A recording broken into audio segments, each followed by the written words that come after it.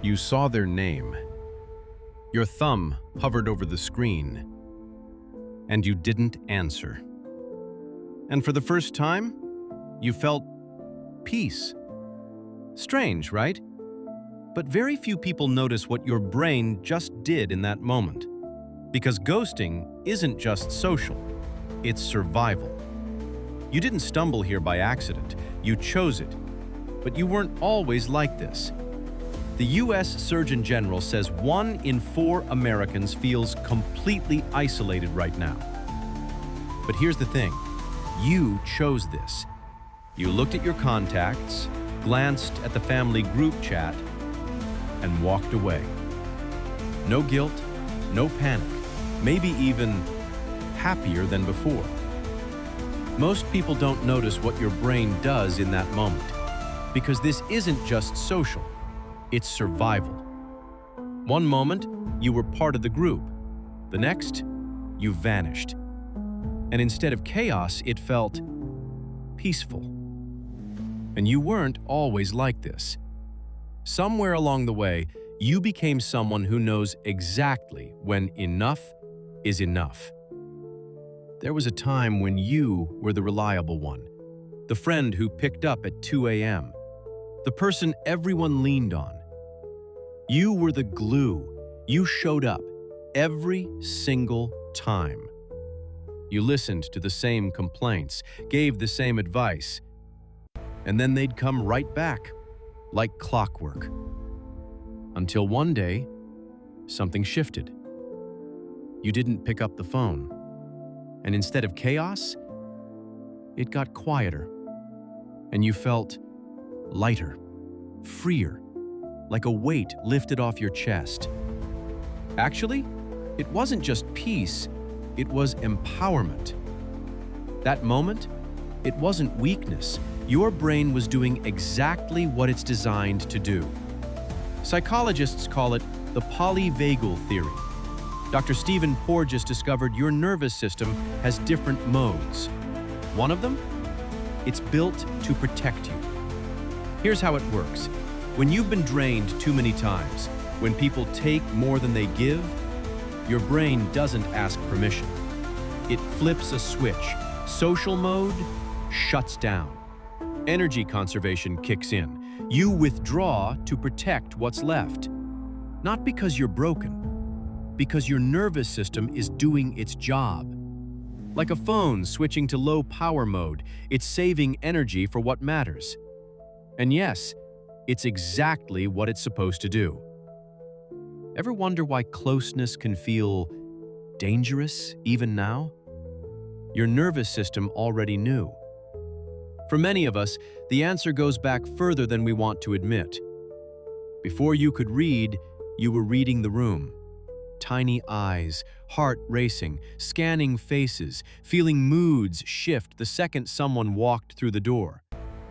Psychologist Murray Bowen calls this emotional cutoff, a survival skill your younger self drew to protect against chaos. You became the one who could sense tension before anyone even spoke. The one who learned the safest place was often alone. And now, as an adult, that pattern shows up every time someone gets too close. It's not a flaw. It's a blueprint your younger self built to survive. Here's where it gets real.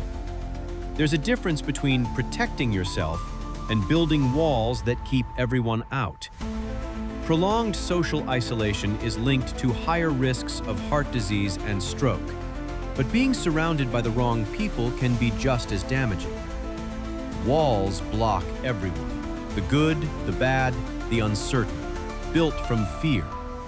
Boundaries are selective, built from self-awareness. If you cut someone off and felt relief, that's data. If you felt peace, that's protection. The question isn't whether you should let people in, it's which people deserve access to your peace. And chances are, you already know. Here's something wild about people who cut others off. You don't do it randomly. You do it because you're incredibly good at reading patterns.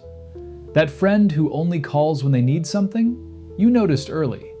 That family member whose compliments always come with conditions, you know their rhythm.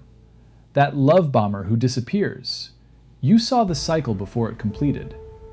A 2023 study in Nature Neuroscience found that people with early emotional stress develop heightened activity in threat detection regions of the brain. Translation? Your brain got really good at reading people. Researchers at the University of Iowa found that your frontal lobe, the part responsible for complex social decisions, works overtime. You're not paranoid. You're not too sensitive. You're just processing social info at a level most people don't even access. That ability to sense when something's off, that's thousands of hours of data refined into an early warning system. And when it tells you someone will drain you, you listen. Society has words for people like you: isolated, withdrawn, antisocial. But those words assume something's missing, that you're incomplete without connection. Here's a different word: solitude. Loneliness is the absence of connection you want. Solitude is the presence of peace you chose. You're not sitting alone wishing someone would call. You're sitting in your space, finally able to hear yourself think. Your phone is quiet, and that quiet feels like relief, not rejection. The people who don't understand might say you're running away, but you know the truth. You're not running away. You're running towards something: peace, clarity, a version of yourself that thrives in calm. That's not isolation, that's sanctuary. If you're watching this wondering if there's something wrong with you, hear this clearly. There is nothing wrong with you. You're not cold, you're not heartless, you're not incapable of love. You're someone who learned the hard way that not everyone deserves access to your energy. And instead of letting that make you bitter, you chose to protect your peace, to guard your energy, to build a life that feels gentle instead of chaotic. That's not weakness, that's quietly fierce strength. Where do you go from here? Simpler than you think. Harvard's 75-year study on happiness found one thing. It's not about how many people you have in your life, it's about having the right people. So if your circle is small, but full of people who actually see you, you're not doing it wrong, you're doing it right. If this felt like permission you didn't know you needed, you're not alone. Drop a comment. I read every single one.